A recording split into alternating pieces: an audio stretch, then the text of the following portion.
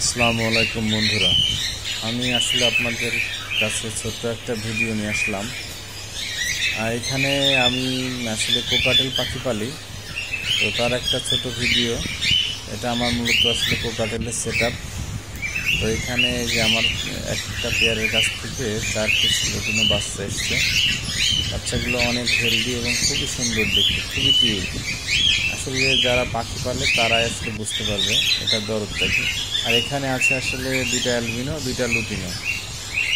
তো খামারে কিছু বাচ্চা বেরোইছে, সেটার একটা ভিডিও আসলে আপনাদের সাথে শেয়ার না করলে কেমন হয়, তাই একটা ভিডিও করলাম।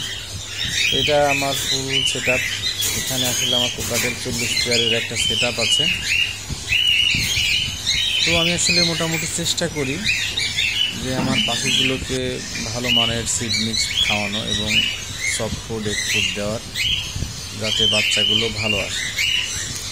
অনেকে যারা পাখি পালে তারা আসলে বাচ্চা মারা যায়, বাচ্চা ছোটোবেলায় মারা যায়। সেক্ষেত্রে যাতে মারা না যায়, যদি আপনারা এমন সুন্দর এবং হেলদি বাচ্চা পেতে চান, তাহলে পাখিকে অবশ্যই প্রপারলি পুষ্টিমান ভালো মানের খাবার দিতে হবে। বিশেষ করে অন্তত সপ্তাহে 5 দিন পাখিকে এগ ফুড দিতে হবে।